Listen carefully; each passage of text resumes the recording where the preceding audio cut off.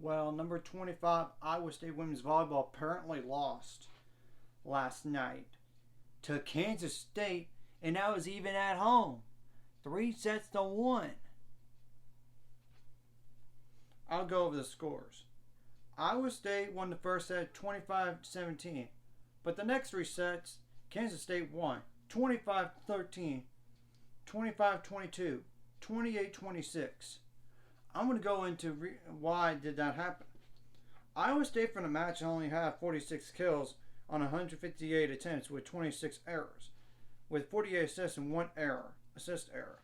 6 service aces, 5 service errors, 21 assisted blocks, 1 solo block, 3 blocking errors, 76 digs, but 1 ball handling error, but 6 receiving errors. Kansas State had 56 kills on 164 attempts with 22 errors, 51 assists, and 3 assist errors.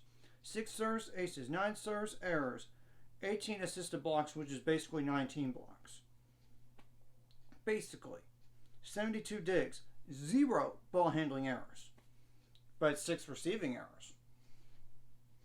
So, in terms of like tie scores and lead changes, the tie scores for all the sets here played: 3 tie scores in the first, 1 in the second, 11 in the third, 5 in the fourth. But lead changes: the first set had 2, second set had 1, third set had 5, and fourth set had 1. Now, set by set basis, Iowa State in the first set was pretty clean. 14 kills on 37 attempts with 3 errors, when compared to Kansas State's 12 kills on 41 attempts with 9 errors. But Kansas State had 14 kills on 32 attempts with 0 errors, while Iowa State had 9 kills on 40 attempts with 9 errors. The third set, Kansas State had 17 kills on 50 attempts, 50, with 7 errors, while Iowa State had 10 kills on 36 attempts with 5 errors. That's a big difference right there in those hitting percentages. And Kansas State in the fourth set had 13 kills on 41 attempts with 6 errors, while Iowa State had 13 kills also on 45 attempts but 9 errors.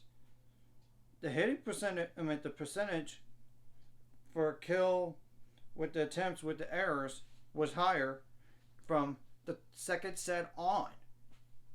That, as you can tell by the numbers, it makes a lot of sense on why Kansas State won this match. It did. Now, going forward, who does Iowa State have to play? And with this loss for Iowa State, they were second in the Big 12 head-to-head over Baylor because they beat them 3-1. Now they're behind them because of it. It's the truth. Now, the next too bad the next match is against number 1 Texas in the Big 12 in terms of Big 12 standings. Texas. And that's even on the road. Yikes. That's the next match.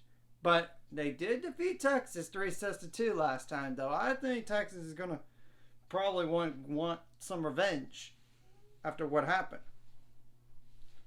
Well, the following match is Texas Tech, and that's a 14-10 team, but they're not as bad. And that's even at home, so that's good. That's good for them to have at least one winnable match. But the following match is Baylor and Waco, November 16th. And I expect Baylor to play a lot better than they did in Ames. I really, really do. So, that's just for the next 3 matches. In terms for Kansas State, on who they play, they play West Virginia, the worst team in the league, coming up. And that's November 10th. Then they got Oklahoma, who is better than their record. They're the second worst team in the Big 12, 3-8, just like Texas 3-8 in the Big 12. But Tech is better than 3-8 in the Big 12, and same goes for Oklahoma, based when you look what has happened in their matches. Then they got TCU on the road. That's for just to say the next 3 matches here, because I don't want to go into all of the rest of the year. And TCU is number 4 in the Big 12 right now. So, that's 7-5, 12-10 overall. So, I just want to go over what happened in that match and what's going to happen, like what these teams going to have in the next 3 matches here. Because it does matter, because it could really falter off quickly. I mean, it could go downhill. And it depends on what the schedule is and everything. I mean, too bad for Iowa State. They have to play Texas on the road next. And that building is hard to place to play. And they're a preseason top 5 team, too. They're top 5 in the country right now, too. For sure, top 5. So,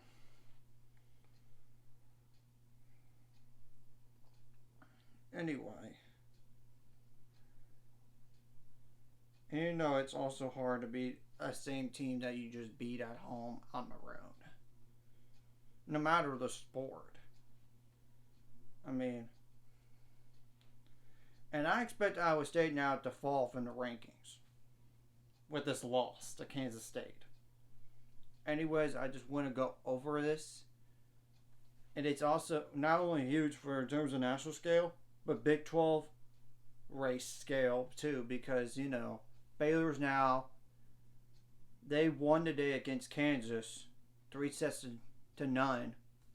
Now they're all by themselves in second place. If you like this content, hit like and subscribe, and I'll see you guys later. It's going to 400 subscribers or more by the end of this year or sometime in the future.